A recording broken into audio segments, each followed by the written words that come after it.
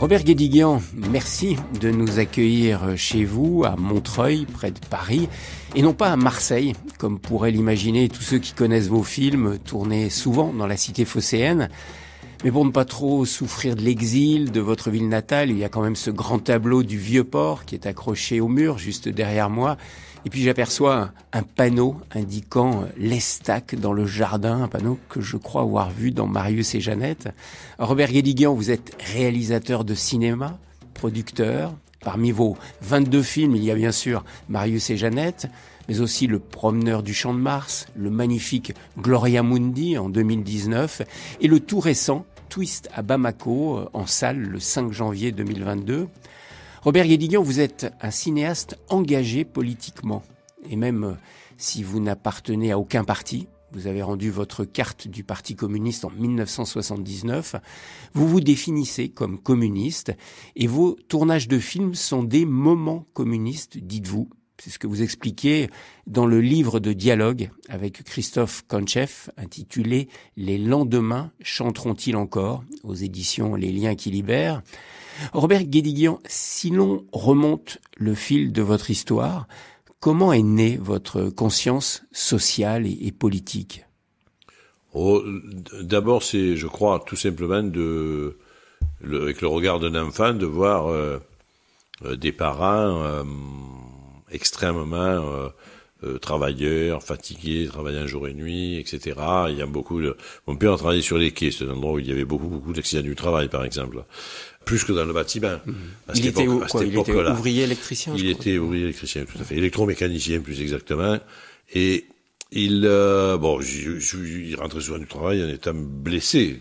Je veux dire, avec un doigt coupé, Donc pour moi, j'ai une vision comme ça un peu, d'abord, j'allais dire comme si c'était des titans, ces ouvriers-là. J'ai une vision, en plus, ils étaient très forts, costauds, c'était beaucoup des ouvriers, ils travaillaient, ils avaient beaucoup de ceintures de force, des doigts en cuir, des crânes de main, j'avais à la fois, ils m'effrayaient un peu, en fait, tous ces ouvriers-là. Et je les admirais en même temps. Pour moi, c'était des personnages un peu mythiques, en fait. Vous présentez souvent dans vos films ce qu'on appelle les pauvres gens, pour reprendre l'expression de Victor Hugo. Oui. Vous avez connu ça, c'est votre enfance. Mais complètement, c'est-à-dire nous vivions, d'ailleurs, en étant parfaitement heureux, je dire presque paradoxalement, mais on vivait dans 30 mètres carrés à peu près, qu'on vivait comme au 19e siècle, là, je dis souvent, il y avait... Vous étiez combien, là, dans 30 mètres carrés? Non, on était que 4. Que 4, dans 30 mètres carrés. On était que 4. Mais, il y avait des familles ou des amis qui étaient plus nombreux que ça. Nous, on était 4, et effectivement, il n'y avait pas de toilette, il y avait un seau hygiénique, on se lavait en faisant chauffer l'eau petit à petit sur la cuisinière, et on versait une casserole dans la bassine, Et on n'est pas au 19e siècle, hein. C'est ça. On est fin des années 50. Oui, 55, 53, je suis fin 53. Et effectivement, je me dis, quand je regarde ça aujourd'hui, j'ai l'impression de voir, effectivement, Zola, quoi. C'est plutôt la fin du 19e, en fait. Et c'était dur à vivre pour le petit garçon que vous étiez, ou pas? En fait, non. Il faut dire que non, parce que nos parents étaient extrêmement aimants.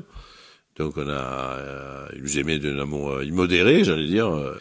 Donc on ne faisait pas attention à ça. C'était on n'avait pas d'autre désir que ça, puisqu'on ne connaissait pas le reste du monde. Et il y avait l'ambiance des cours déjà, parce que les cours, comme on voit dans Marius et Jeannette, là où les gens sont tout proches. Bien sûr, il y avait une immense solidarité. Enfin, tout le monde vivait donc ensemble. Les gens se parlaient d'une fenêtre à l'autre, on est dans le sud aussi, ça veut dire que les portes sont souvent ouvertes, il fait très chaud. Au commencement était le climat, vous savez, c'est ce que dit Marx. Et on commençait à être de plus en plus... Enfin, on avait l'impression, on ne connaissait pas d'autre manière de vivre que celle-là. Donc on ne le concevait pas comme une situation malheureuse. C'était la situation dans laquelle tout le monde vivait. Ça ne nous empêchait pas donc de rire, nos parents étaient très vigilants, ceci dit, à l'alimentation, donc on mangeait très très bien. En plus, dans ce monde-là, les femmes cuisinaient beaucoup, donc on mangeait de très bonnes choses, très cuisinées. Notre alimentation, notre santé était très, très, très surveillée. Mais Robert Guédiguian, comment vous étiez perçu par les autres autour de vous? Parce que vous aviez un père arménien et une mère allemande, originaire de la Ruhr. Et là, on est dans l'après-guerre. Vous avez été moqué, vous avez été considéré comme l'étranger? Un petit peu.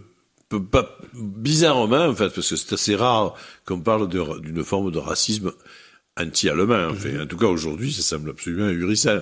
Mais j'étais blond aux yeux clairs. Mais les enfants savaient que ils entendaient ça chez eux, je pense. Ils savaient que ma mère était allemande. C'était effectivement pas loin, 53, c'est donc quelques années après la fin de la guerre. On utilisait encore le mot Bosch à l'époque. Voilà, on disait les Bosch, etc. Voilà, les frigolins, les Fritz, je sais quoi.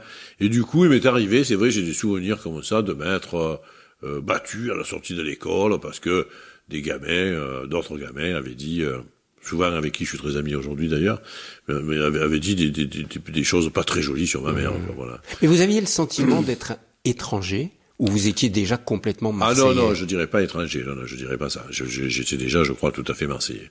Je voyais mes grands-parents arméniens aussi, mais ça, c'est une caractéristique, en tout cas, marseillaise de ces temps-là. Peut-être que ça l'est encore un peu aujourd'hui. Marseille intègre quand même très très vite et très fort. Je veux dire, à travers justement la structuration de la ville en quartier, quoi. C'est une ville qui a l'habitude d'intégrer tous les étrangers qui arrivent. Oui, c'est ça. Et je n'étais même pas marseillais, j'étais de l'Estac, enfin, j'étais de ce quartier-là. Parce que dans vos films, on sent votre amour pour Marseille, et notamment pour l'Estac. Vous avez tourné plusieurs films à l'Estac.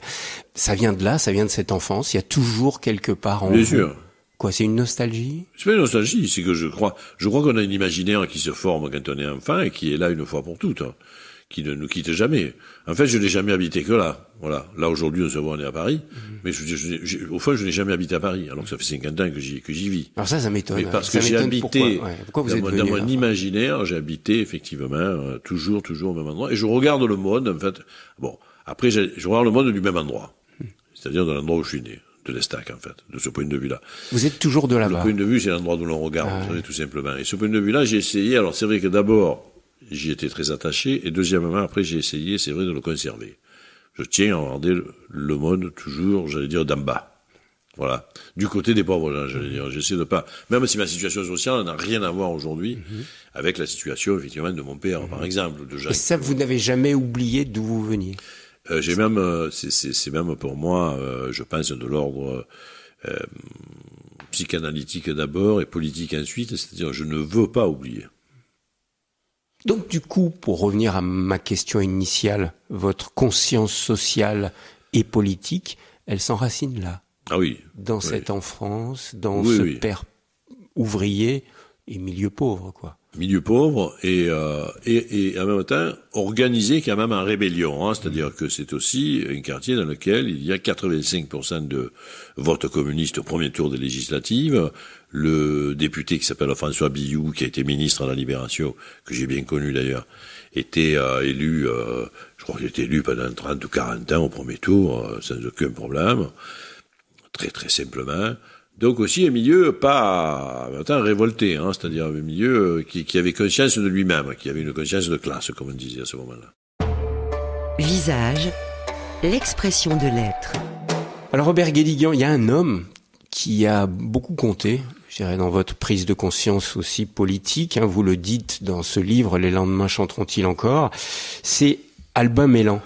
Oui. Alors, ceux qui connaissent votre cinéma connaissent bien Gérard Mélan, qui est votre alter ego, hein, on dirait, qui est comédien, on en parlera à un moment. Mais j'aimerais que vous me parliez de son père. Il a compté pour vous, visiblement. Oui, énormément. C'est énorme. C'était quoi, votre instituteur? C'était au sens, j'aime bien le mot maître d'école, d'ailleurs, comme on disait aussi à ce moment-là. Et c'est mon maître, en fait.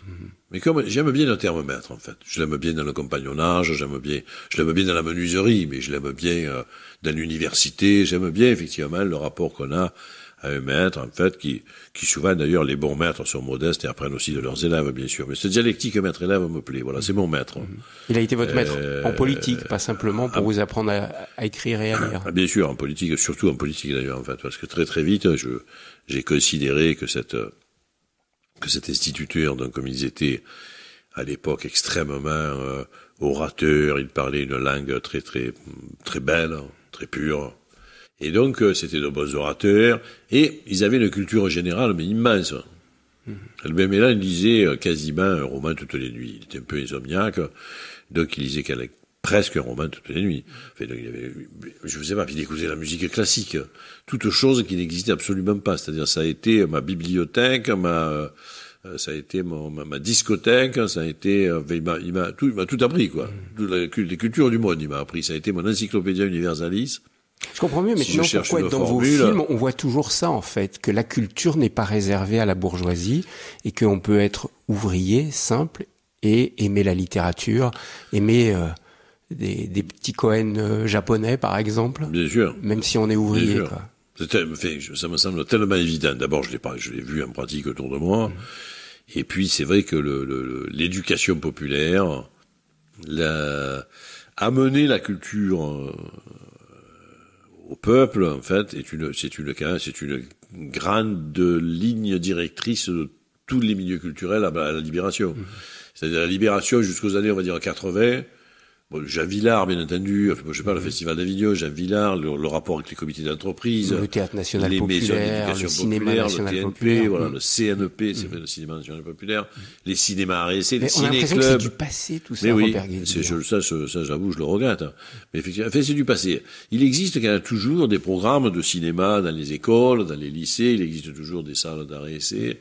Il existe toujours des gens qui font un travail d'animation extrêmement fort. Et vous êtes habité par ça depuis toujours? Je crois que c'est une nécessité absolue. Ça C'était lié, ça fabrique de la cohésion sociale et puis ça fabrique de l'apprentissage du monde. Ça sert à montrer en fait que tout le monde ressemble à tout le monde. En fait, ça sert à montrer que le monde est partout. Moi, je trouve que ça sert à avoir un rapport à l'universel. De voir effectivement que puis si on va au cinéma et qu'on voit que que les problèmes en fait liés à la vie, à la mort, à nos tragédies existentielles ou à nos bonheurs, d'ailleurs, la naissance, bien sûr, pas que la mort, la naissance, le mariage, l'amour, en fait. On se dit quand même que, indépendamment de toutes les formes que ça prend dans différentes cultures, dans la substance, c'est la même chose, en fait, voilà. Robert Guédiguian, c'est Albin Mélan qui vous a un peu encouragé à rentrer au Parti communiste à l'âge de 14 ans. Vous êtes devenu membre du Parti communiste français à 14 ans. Et vous êtes resté, je crois, jusqu'à 27 ans à peu près. Mais c'est lui qui vous a mis le pied à l'étrier? Oui, pas de manière directe du tout. C'est-à-dire, c'est évident que je voulais, j'allais dire, c'est ça, c'est la belle dynamique. Je voulais dépasser le maître. Donc, je voulais effectivement être aussi communiste que lui, plus communiste que lui, et éventuellement apporter encore plus que ce qu'il avait apporté lui au mouvement ouvrier. Donc il m'a pas dit carrément, Robert, tu vas prendre la carte avec nous. Il était beaucoup trop intelligent pour parler de cette manière-là, beaucoup trop fin. Et qu'est-ce qui vous a donné envie, vous, d'entrer au Parti communiste? Mais de manière, ça s'est fait, j'allais dire, extrêmement naturellement. Il y a une espèce de, j'ai vécu là, en permanence. Bon, évidemment, mon père était pas militant, mais il a toujours voté communiste. Donc c'est une évidence, c'est une espèce de quelque chose de, voilà. C'était comme j'allais presque dire, c'est comme mon langage, en fait, le communisme. C'était une manière de parler, une manière d'être, une manière de se comporter avec les autres, une manière d'accompagner d'ailleurs les plus faibles à l'intérieur du quartier.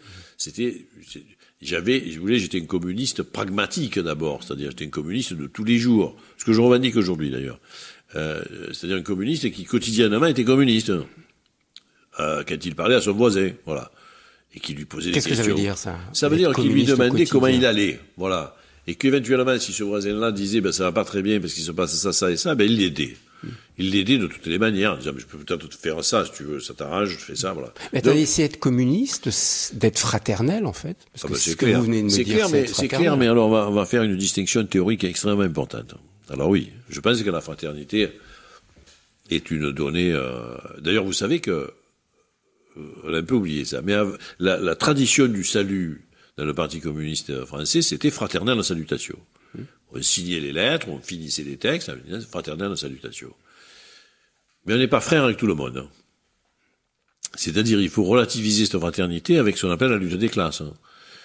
Parce que vous savez qu'en fait, au fond, j'allais dire, la révolution qu'opère Marx, lorsqu'il écrit le manifeste du Parti communiste, dans le mouvement ouvrier qui existe à ce moment-là, et c'est vraiment Marx et Engels qui font ça, tous les deux, la Ligue des Justes, effectivement, avec comme mot d'ordre, nous sommes tous frères.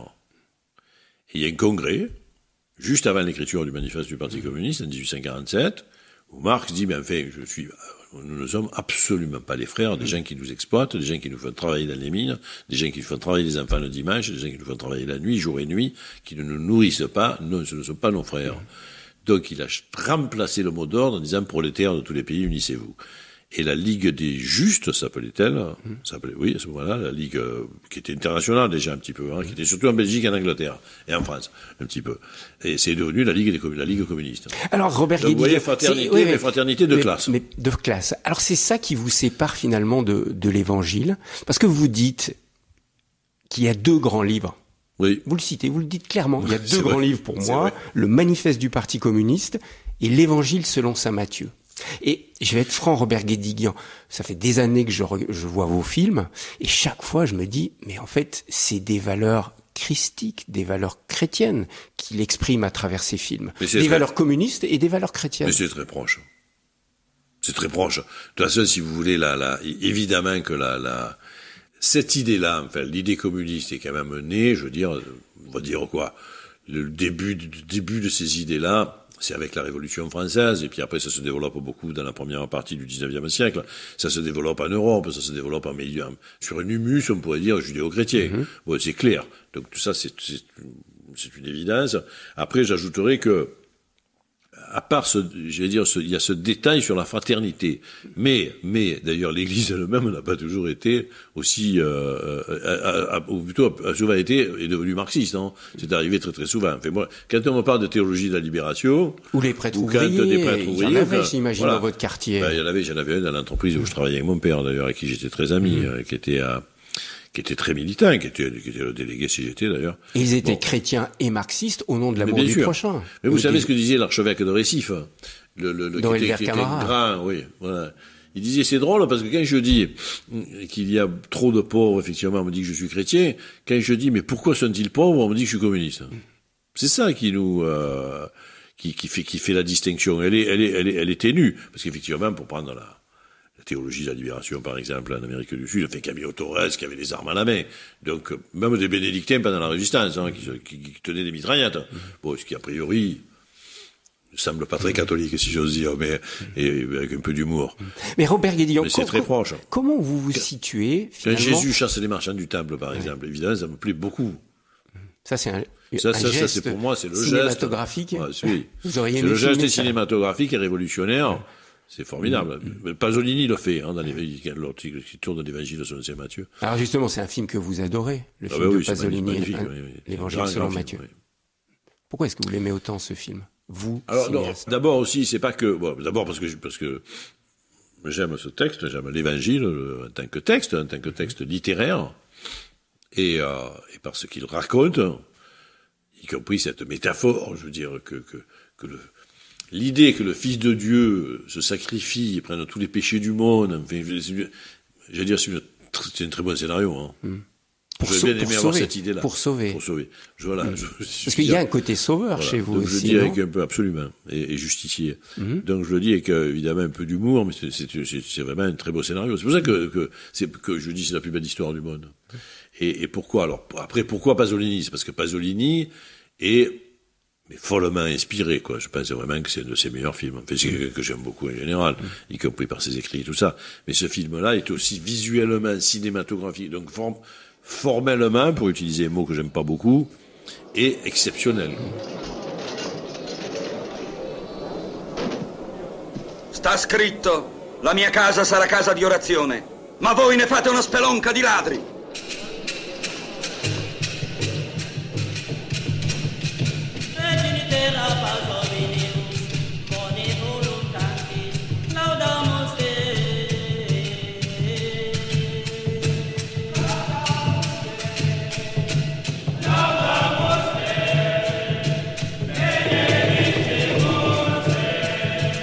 Robert Guédiguian, j'aimerais bien, j'insiste un petit peu, mais ça m'intéresse de mieux connaître votre rapport à la religion, parce que vous parlez de la foi quand vous parlez du communisme, et vous parlez de la foi aussi quand on parle de spiritualité. Et puis j'ai lu un article où vous étiez interviewés tous les deux dans La Croix, Ariane Ascaride et vous, un peu autour de ces questions-là. Puis à un moment, Ariane dit, il est très religieux en fait, en parlant de vous. Vous avez eu quelle éducation religieuse ? Apostolique arménienne par votre père ou catholique par votre mère allemande? En fait, catholique parce que à l'Estac, j'étais effectivement donc catholique romain et pas arménienne. J'ai connu l'église arménienne beaucoup plus tard. Donc catholique par votre mère? Oui. Puisque ma mère, en fait, venait de la seule région d'Allemagne qui est catholique, c'est-à-dire la Rhénanie. Massivement, ils sont protestants, les Allemands, je veux dire, là. Sauf cette région-là. Donc ma mère était catholique. Puis après, le rapport à l'église, donc... Donc là, vous vous êtes séparé de l'église quand vous étiez ado et que vous êtes rentré au Parti communiste. Oui, j'ai fait ma communion, tout ça. Je me suis pas séparé de l'église, j'ai fait ma communion, etc., tout ça. Donc c'est vrai que j'ai toujours eu... Non, j'ai un problème avec... c'est pas un problème, je suis en même temps un rationaliste.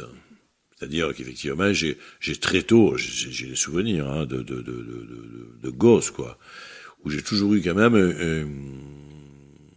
je ne crois pas à l'au-delà, quoi. Voilà, ça c'est sûr. Ouais, c'est une espèce de chose, voilà. Pour vous, donc tout s'arrête ici dans cette condition humaine. Je ne crois pas à l'au-delà, mais je crois qu'on continue à exister dans l'histoire. Donc je crois qu'il y a une transcendance. C'est-à-dire, effectivement, d'ailleurs, on a des enfants, on écrit des films qui vont durer un petit peu, quelque temps, on peut supposer. On plante des arbres, comme dit le poème cubain là, que j'aime beaucoup. Bon, donc on fait des choses qui durent. Alors à travers nos productions. On survit, entre guillemets d'ailleurs, hein, c'est nos productions qui survivent, c'est pas tout à fait nous, voilà.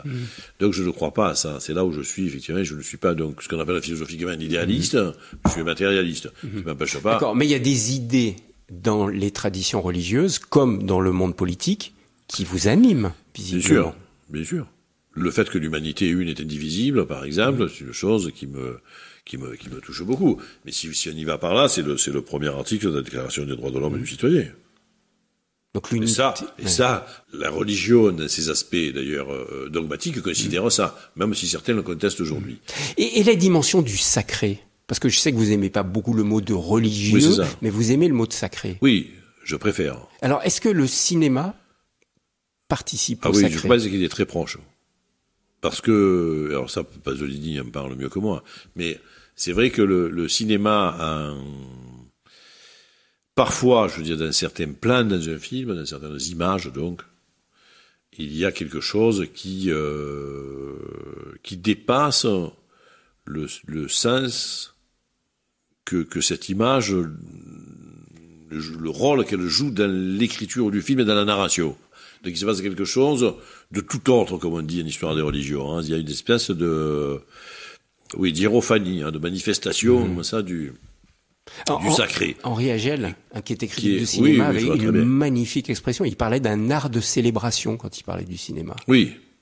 Il y a des plans de ce type-là. Voilà. J'ai regardé la fin de Gloria Mundi il y a 2 jours parce que j'ai fait un débat et je suis rentré. J'ai vu les 5 dernières minutes. Bon, les derniers plans de Gloria Mundi sont iconiques, en fait, c'est quelque chose de bon. Donc il raconte quelque chose de sacré, il raconte la vie, le rapport à la mort, on revit tout ce qui s'est passé dans le film, dans ces plans-là. Donc il raconte, oui, quelque chose, la sacralité de l'existence. Et c'est pour ça que vous avez décidé de faire du cinéma, Robert Guédiguian?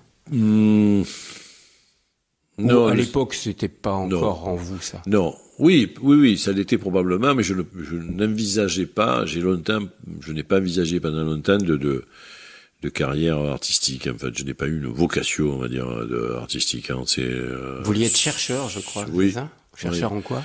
En sciences sociales, forcément, c'est-à-dire en histoire, en économie. En fait, donc je voulais être un intellectuel communiste, comme je dis souvent. Je dis bien communiste, hein, c'est-à-dire pas un intellectuel tout court. Un intellectuel en liaison avec des masses populaires, avec des gens en liaison avec une pratique, quoi, pour être très simple. Voilà. Donc pas un intellectuel dans sa tour d'ivoire qui étudie en permanence les mêmes textes, ce que je trouve noble par ailleurs, hein, mais c'était pas ma manière à moi. Je voulais être un intellectuel dans l'action aussi. Quoi, voilà. Et c'est ce que vous êtes, non, avec le cinéma. Oui, vous êtes devenu ce que je fais. Oui, un intellectuel, réalisateur de films. Et est-ce que c'est un acte politique pour vous de faire un film? Oui. Je suis retombé sur mes pattes, en fait. Voilà. Le hasard a fait que j'ai quitté donc l'université et mes études et la thèse que je suis en train de terminer pour beaucoup de raisons, mais la raison essentielle, c'est qu'effectivement, j'ai été violemment en désaccord à ce moment-là avec le mouvement communiste international. Donc voilà. Je suis parti donc, sur la pointe des pieds, mais j'étais très, perdu, déboussolé. Bouleversé, quoi. J'avais qu'un vécu, c'était ce qui structurait ma vie, quoi. Voilà. Et de plus avoir ça, j'étais tout à fait désemparé. Et là, je dis souvent, et là, le cinéma est passé par là, voilà. Hasard total. Il vous a sauvé du désenchantement politique. Complètement. On peut dire ça comme ça. Ah oui, tout à fait. Je pense même que je me suis jeté de manière obsessionnelle. Je sais que je suis jeté obsessionnel, mais je l'étais en politique et je suis devenu obsessionnel dans le cinéma. J'ai pris ce train en marche qui passait pour me sauver, oui. Robert Guédiguian, l'engagement répond à un besoin d'idéal, vous dites dans le livre, là, les lendemains chanteront-ils encore. L'engagement répond à un besoin d'idéal. Vous aviez ce besoin d'idéal, mais il a été mis à mal, ce besoin d'idéal. Oui. Les réalités que l'on a appris du communisme en Russie avec les goulags, l'invasion de la Tchécoslovaquie, enfin les communistes, vous en avez quand même pris plein la gueule, si je peux me permettre l'expression. C'est horrible. Votre idéal, il s'est effondré quelque part. Non, parce que si vous voulez, comme je le disais, mais déjà dans un texte d'il y a 30 ans, pour moi, être communiste, d'abord, je vous le rappelais tout à l'heure, c'est une pratique de tous les jours, c'est-à-dire c'est une éthique, et là je rejoins aussi, c'est comme si je disais, qu'est-ce que ça veut dire être chrétien, quoi. Moi, je crois qu'être chrétien, c'est être chrétien tous les jours. Ce n'est pas forcément croire au paradis, c'est se comporter comme un chrétien tous les jours. C'est bon. Avec un texte à l'origine de ça, donc du côté des évangiles, du Nouveau Testament. Bon, j'allais dire être communiste, je trouve que c'est un peu pareil, quoi. Je pense être communiste tous les jours, avec un texte qui est un petit peu, c'est vrai, le texte originel de ça, qui est effectivement le manifeste du Parti communiste. Et le manifeste du Parti communiste, je conseille à tout le monde de le relire aujourd'hui. C'est un texte qui a gardé, bien sûr, qu'il faut adapter, mais je crois que l'évangile doit être adapté aussi, bien entendu. Il faut arriver à distinguer un ensemble une conception du monde, une conception de la morale, une conception de la vie, et ce que certains, à partir de cette conception, ont fait. Voilà, ça, sûrement, on le vit tous les jours. C'est vrai que pour moi, de la même manière que Pol Pot n'a rien à voir avec Karl Marx, de la même manière, évidemment, les types qui ont mis des bombes au Bataclan n'ont rien à voir avec le Coran. Voilà, de la même, etc., etc. On pourrait multiplier les exemples à l'infini. Donc je peux pas jeter les rêves des hommes, leurs rêves d'émancipation, leurs rêves de réconciliation, leurs rêves d'harmonie, de bonheur sur Terre. Je peux pas jeter tous les gens qui ont pensé à ça avec les gens qui, à partir de là, sont allés vers l'exclusion de tous les autres, jusqu'à l'exclusion, l'extermination. Bon, bien entendu. Donc c'est une chose qu'il faut que nous continuions à penser. Mais il y a quelque chose d'ailleurs aussi qui est de l'ordre de, vous savez, c'est après la Shoah. Il y a quelque chose il y a une impensée de l'humanité quand même.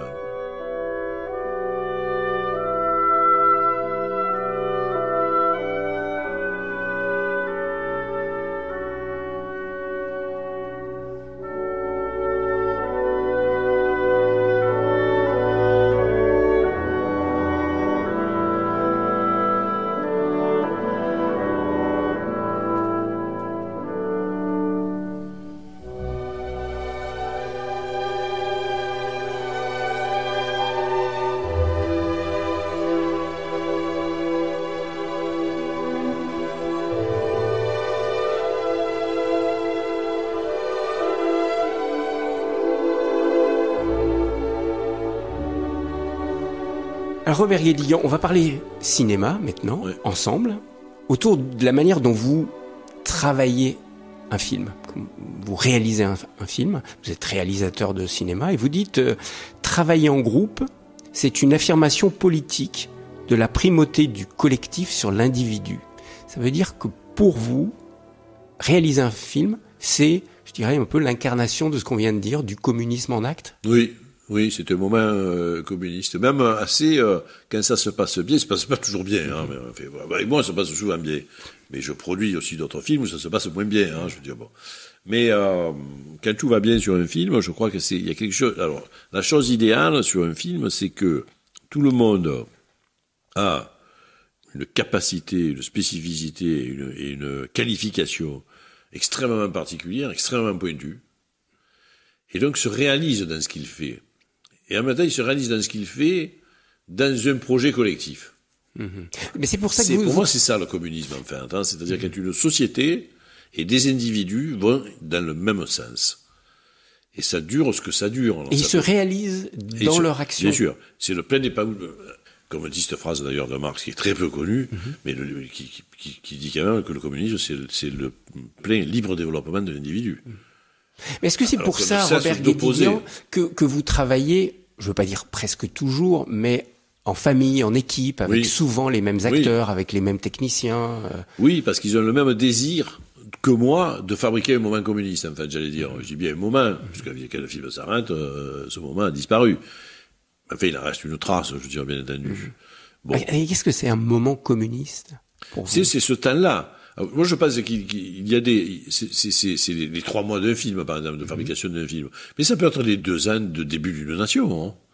Ça peut être une entreprise coopérative. Peut-être les gens à Marseille qui ont repris, par exemple, le thé, les tisanes, là, c'était un long combat, les thés de l'éléphant, là, ils ont fait une coopérative, ça fait 5 ans qu'elle fonctionne, ils sont 70, c'est un moment communiste, ça fait 5 ans qu'il dure. Peut-être que demain, je touche du bois, mais peut-être que demain, ils feront faillite, et ce moment communiste aura duré 5 ans. C'est vrai qu'aujourd'hui, il ne m'importe pas de savoir que ça s'institutionnalise, que ça dure que c'est la fin de l'histoire et que c'est planétaire.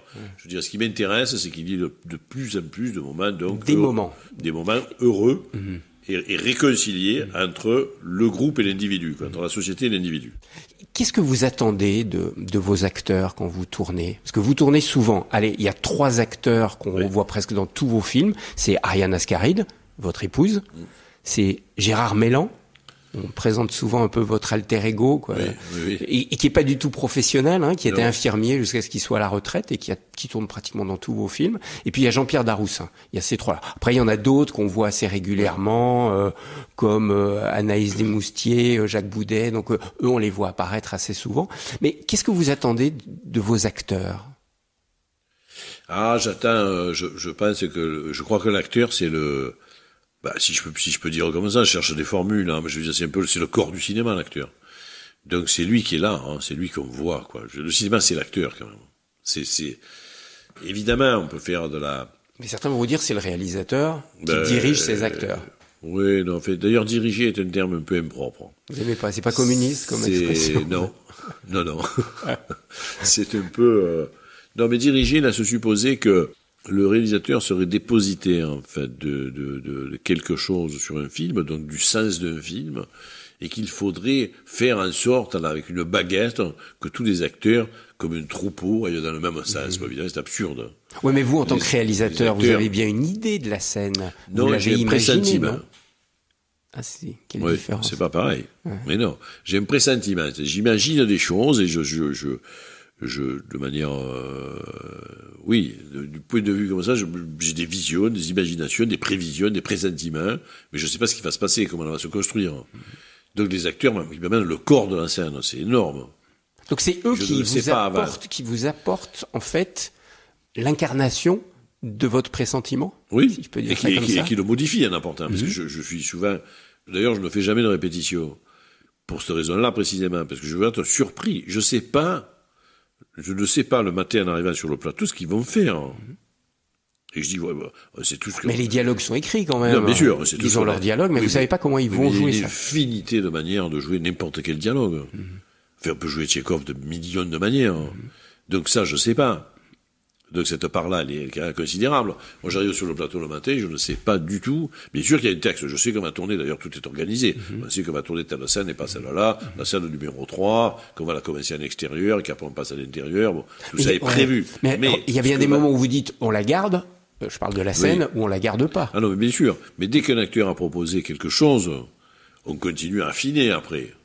Parce qu'on peut dire, oui, c'est super, mais il faut aller un peu plus à droite, un peu plus à gauche, un peu plus vite, un peu plus lentement, voilà. Je dis souvent que ça ressemble un petit peu à la danse, moi, je trouve. Ça ressemble plus à la danse, que c'est pas une approche théorique à ce moment-là, c'est pas une approche dramaturgique, c'est une espèce de sentiment, de sensation. Et on danse, c'est comme la danse de salon, c'est comme si on valsait avec un acteur, voilà. Et on le fait, là, on le fait bouger. Mais il a d'abord fait sa proposition d'interprétation. Voilà, donc si, d'ailleurs, c'est une règle absolue. Moi, je connaissais ça à tous les jeunes cinéastes, si je peux me permettre. Mais il faut toujours laisser parler les autres. Il faut jamais dire ce qu'on veut. Si tant est qu'on veut quelque chose de très précis. Mais il faut pas. Alors, il y a des débutants qui font semblant de savoir ce qu'ils veulent. Ils ne savent pas vraiment, mais ils font comme si. C'est parce qu'ils ont peur, ils paniquent. Bon, il faut laisser faire les gens, quoi. Il faut laisser faire les gens pour qu'ils puissent vous amener quelque chose. Si je dis à un acteur ou à un technicien d'ailleurs, on va faire ça, ça et ça. Il va exécuter mes ordres. Bon, ça n'a pas beaucoup d'intérêt.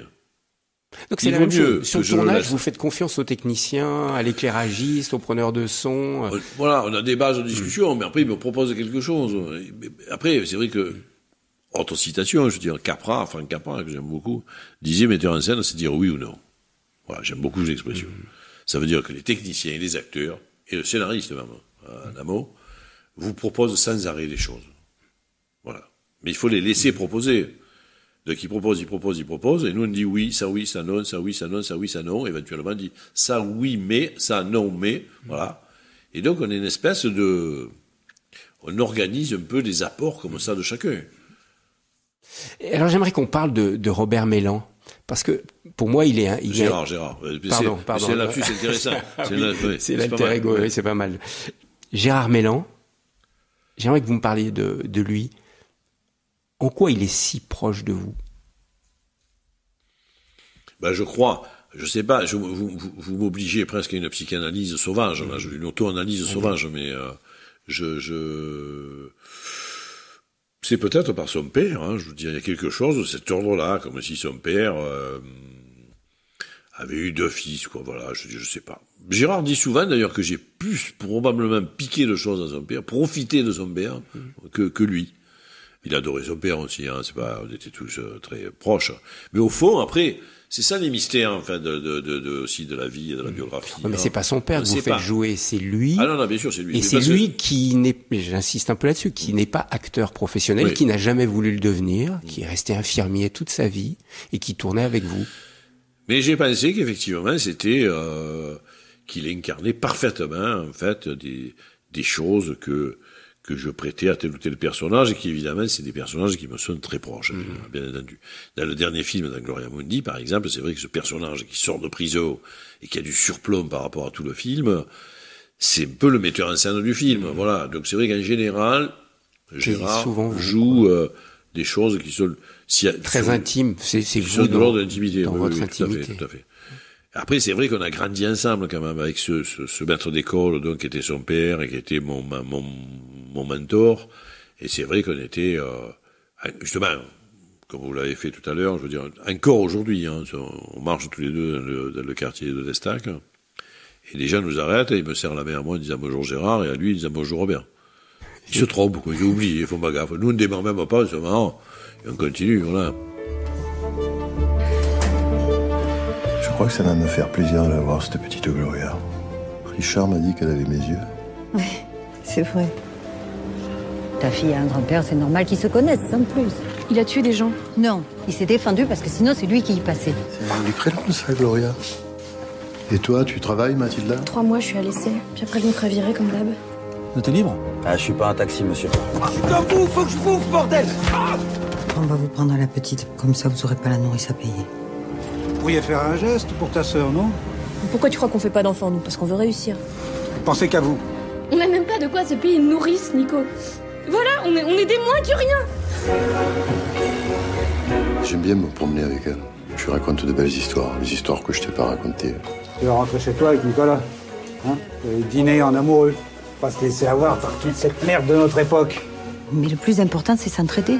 Puis si entre nous, on se tient pas les coudes, tout disparaît. Pas vrai, Gloria? Robert Guédillon, on a parlé du moment communiste qui est pour vous le tournage d'un film, mais j'aimerais me tourner vers le patron maintenant, parce que vous êtes aussi patron. Oui. Vous êtes patron d'une boîte de production qu'on appelle Agathe Film. Comment, en tant que patron, vous essayez d'incarner les valeurs communistes qui sont les vôtres? C'est assez... Je devrais aller faire une enquête dans l'entreprise. Mais bon, là, je m'adresse au patron. Non, vous pouvez, je vais dire toute la vérité. Non, je pense que, bon, c'est très, tout simplement, j'allais dire, par le plus de partage possible, par des choses très très concrètes, hein, par une échelle des salaires qui est, aucun candidat à la présidentielle n'a jamais proposé ça, même le candidat le plus de gauche, enfin, nous, on a une échelle des salaires qui va de 1 à 4. Ah oui, alors que le candidat dont vous fêtes allusion, lui, il parle de 1 à 20, l'échelle des salaires. Vous, c'est de 1 à 4. Entre la femme de ménage et vous, c'est de 1 à 4. 4 ce qui est déjà beaucoup. 4 fois le salaire en salle de ménage, moi, je vis très bien. Alors bon, faut pas. Après, si vous voulez, par exemple, aussi tout le monde gère son travail un peu comme il l'entend. C'est-à-dire que, par exemple, il n'y a jamais eu de pointeuse, évidemment, chez nous. Les gens viennent, et si quelqu'un préfère arriver à 10h et partir à 19, et l'autre préfère arriver à 9h15 et partir à 17h, grosso modo, il faut quand même être là dans les horaires où le cinéma en général fonctionne, pour avoir des contacts téléphoniques, etc., les courriers et tout. Mais grosso modo, il y a une grande liberté de ce point de vue, il n'y a aucune pression dessus, aucune surveillance, il n'y a aucun contrôle, et tout le monde gère son travail formidablement bien. Enfin, c'est une société qui est un peu une Rolls-Royce, hein, je veux dire, elle marche sans aucun bruit. On peut poser une pièce sur le radiateur, je veux dire, ne tombe pas. Et compte combien de personnes? Vous avez combien? Ah ben c'est beaucoup, on a été jusqu'à 40, hein, je veux dire, une 40 quarantaine. Salariés ou intermittents du spectacle? Alors non, c'est plus ça, non, il y a 40 salariés, plus, si je fais un calcul, et si je rapporte l'ensemble des salariés de l'année en mettant les intermittents, et que je fais le moyen mensuel, à ce moment-là, on n'est pas loin d'une centaine, en fait. On est entre 90 et 100, selon les années. Donc c'est une moyenne entreprise. C'est une PME, mais c'est ME, quoi. C'est plutôt une moyenne entreprise. Ouais. Et alors, vous, comment vous vous sentez dans votre rôle de patron? Puisque on le sait, très bien. Dans le marxisme, les patrons, les aiment pas trop. Non, mais dans ces conditions-là, très bien. Je crois beaucoup, hein, l'entreprise. Je crois que une entreprise peut être aussi un moment communiste, en fait, selon comment elle est gérée.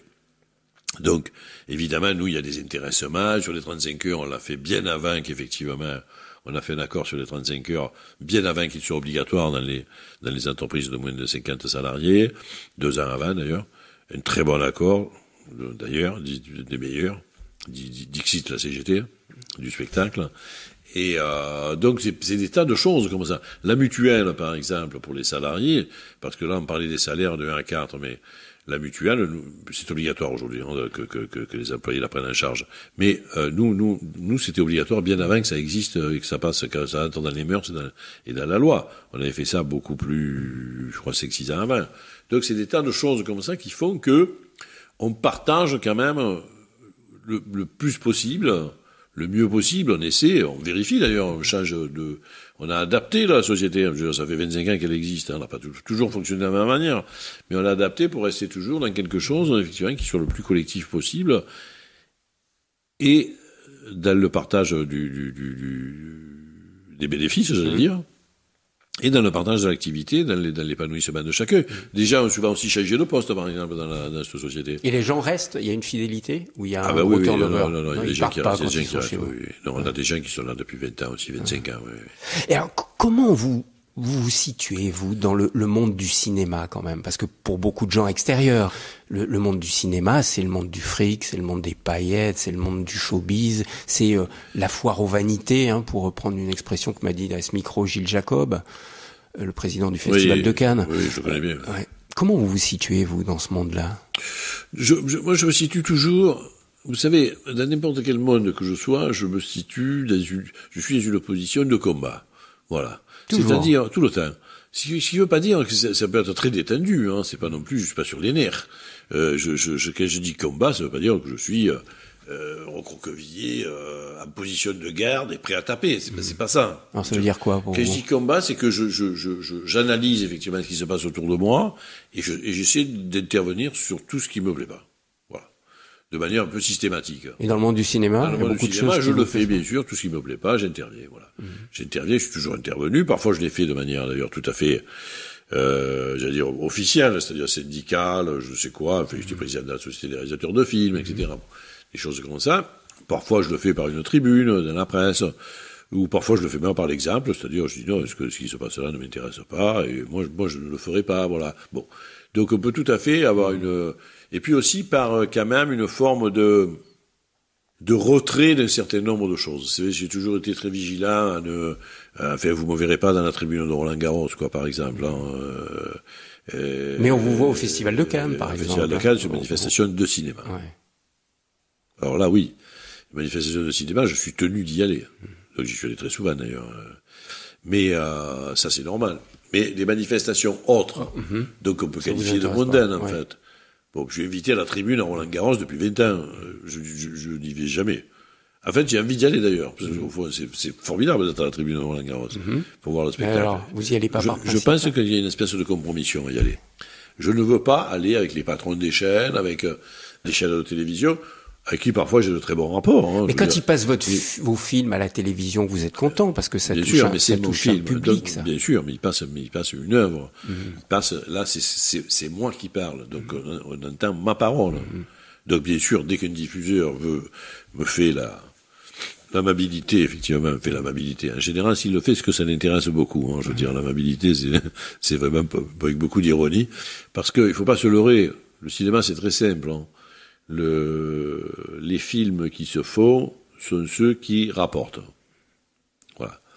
Donc, mes films, depuis Marius et Jeannette, en fait, effectivement, ils sont diffusés sur les chaînes hertziennes. Depuis 1997, voilà. Avec le succès de ce film. Voilà. Mais avant cela, il y avait eu 6 films qui n'ont jamais été diffusés. Voilà. Donc, je me fais aucune illusion sur l'amabilité des uns et des autres. Et même sur l'amabilité, parfois je le dis comme ça quand même, il faut être un peu polémique, et c'est du service public, qui pourrait être un peu plus public que cela. Visage, RCF. Robert Guédiguian, comment vous l'avez vécu, ce succès de Marius et Jeannette en 97 ? Justement, pas connu avant, très peu diffusé avant, et puis là, d'un seul coup, succès populaire et succès incroyable. Ouais, c'est très bien. C'était très agréable. Non, c'était très agréable parce que là aussi, comme je vous disais, comme j'ai eu cette position, quand je parlais d'opposition de combat, ça veut dire que je suis aussi dans une position de lucidité. On revient à ce qu'on disait sur les intellectuels, etc., tout ça. Je pense en fait des situations dans lesquelles je vis. Je les pense tout le temps, voilà. Donc c'est vrai que j'étais déjà, j'avais 40 ans. C'était le 7e film, moi, M. Jeannette. Donc j'avais déjà des heures de vol. Donc je regardais ça avec une grande satisfaction, parce que je savais très bien que ça allait me permettre de tourner 2 fois plus qu'avant, avec beaucoup plus de moyens, etc., etc. Mais donc j'étais tout simplement satisfait. Ma tête ne pouvait pas tourner. Vous n'avez pas changé de cap? Pas du tout. C'est ça. Ça vous est pas monté à la tête, puisque vous parlez de tête. Non. La notoriété vous a pas monté à la tête. Ah non, mais pas une seconde. Pas une seconde. Et ça vient d'où, ça? Je sais pas comment le dire, mais ça vient probablement, ça vient de mon intelligence des choses, hein, je le dis, c'est un peu prétentieux de dire ça, mais voilà. Je pense qu'effectivement. Intelligence des choses, c'est-à-dire savoir que vous pouvez vous faire piéger par la notoriété, bien sûr, le système. Je sais ce que je fais, je sais pourquoi je le fais, et je continuerai à le faire. Voilà. Jusqu'au bout. Toujours le même cap. Voilà. Mais j'ai pu faire des films un petit peu, parfois j'ai fait des films, effectivement, différents. En Marseille, d'ailleurs, celui qui sort là, le 5 janvier, de Gustave Bamako, est un film entièrement tourné avec des acteurs africains, sans mes acteurs habituels, au Sénégal. Bon, mais c'est un film qui, vous le verrez, est complètement, j'allais dire, dans ma propre ligne éditoriale. Donc, ça s'appelle complètement différent de ce que vous avez fait jusqu'à maintenant avec vos acteurs fétiches, comme je dis. Oui, il y en a mais pas un moi, seul je suis resté moi-même, enfin, ça, de manière très claire. D'ailleurs, c'est les Africains qui ont travaillé, tous les techniciens africains, exceptionnels d'ailleurs, je dois dire. Et tous les acteurs voyez sont africains. Bien, ils avaient vu tous mes films avant, voyez bien que j'allais là-bas, que je faisais mon cinéma là-bas. Voilà. Et on est dans la même ligne des films que vous tournez à Marseille d'habitude. Absolument. On va en parler dans un instant. Mais je voudrais quand même comprendre quelque chose. Je fais pas de l'exégèse de cinéma, hein, c'est pas ma spécialité du tout. Mais quand même, j'ai observé que dans certains de vos films, il y a beaucoup d'optimisme. Oui. Notamment Marius et Jeannette, c'était très optimiste. Et puis il y a d'autres films plus récemment, La Villa ou Gloria Mundi, le dernier, quand même beaucoup plus pessimiste. Ça veut dire quoi? En vieillissant, Robert Guédiguian, vous êtes plus pessimiste? Non. En fait, ça correspond pas à des périodes chez moi, ou plutôt ça correspond pas à une chronologie, ça correspond pas à une dégradation de mon état, de l'état de mon optimisme. J'ai toujours pensé, je le dis souvent comme ça, qu'il fallait, je dis souvent d'ailleurs, ça va vous faire rire encore ou sourire, je dis souvent qu'il faut prêcher, soit par l'exemple, soit par le constat. Bon, grosso modo, ce qui veut dire que si je prêche par l'exemple, je fais un film optimiste, parce que le film dit aux gens, voilà les comportements que vous devriez avoir pour vous sentir mieux. Si je prêche par le constat, le film est pessimiste, il dit regardez ce qui se passe quand effectivement vous vous comportez de cette manière. Voilà. C'est grosso modo, si vous voulez, et pour reprendre évidemment la figure la plus connue, c'est la différence aussi entre la tragédie et la comédie. La comédie prend une situation au départ et la résout. La tragédie prend une situation au départ et la laisse irrésolue à la fin. Voilà. Mais vous êtes Donc, souvent dans la tragédie, j'ai l'impression, Pas trop, Robert pas Guédiguian. toujours, non. Mais la tragédie, pour moi, vous me faites penser parfois à la tragédie grecque. Oui. Gloria Mundi, pour moi, mais c'est complètement de la tragédie grecque. Ce film, moi j'encourage tous ceux qui n'ont pas vu encore de voir Gloria Mundi, puis après d'aller voir votre nouveau film Twist à Bamako, mais de regarder Gloria Mundi.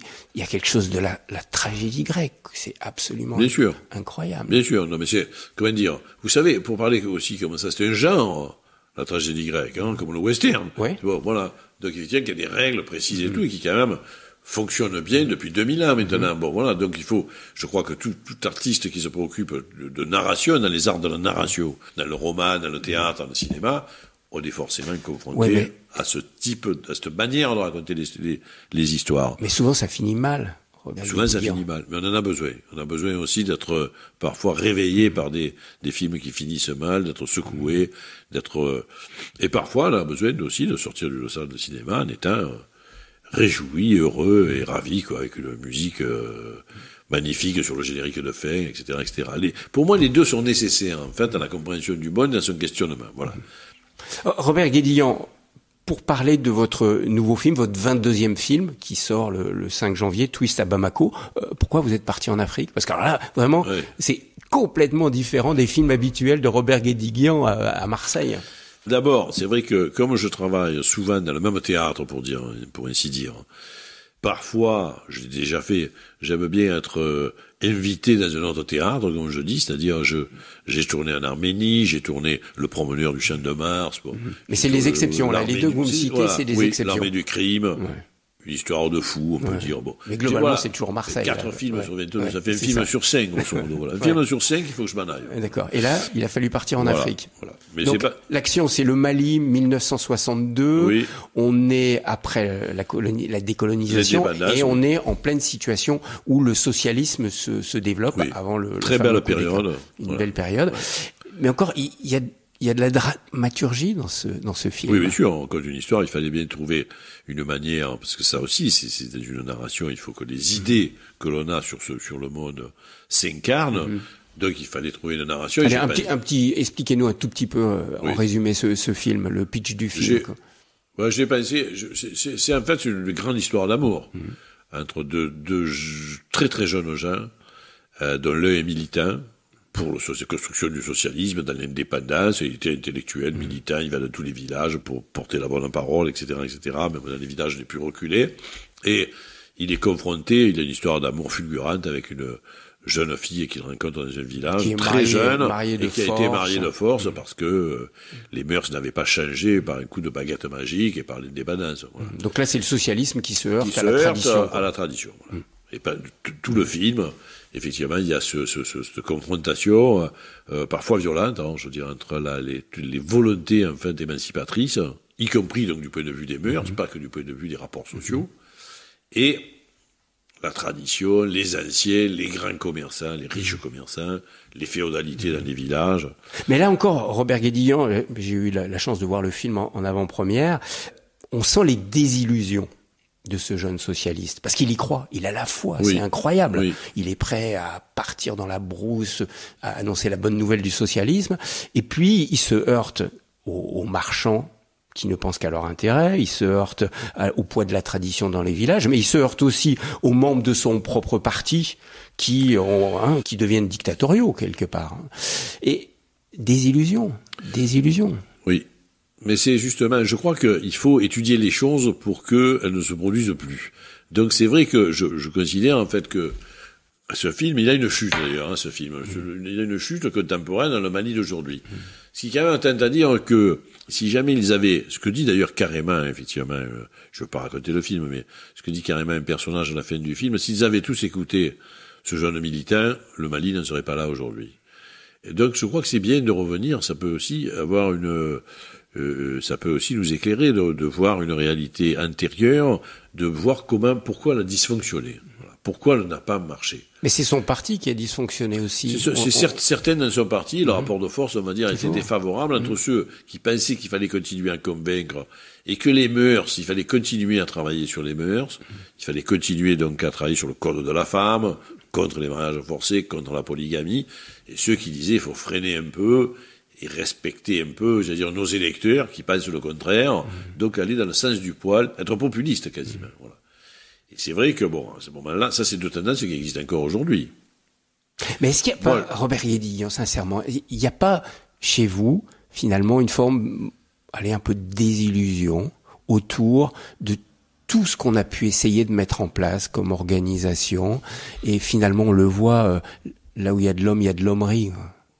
Il y a du mesquin, il y a du petit. C'est sûr. Mais on ne peut pas être, je crois, on ne peut pas faire autrement, en fait, que de considérer que, d'abord, il faut retenir des moments d'exaltation, l'exaltation.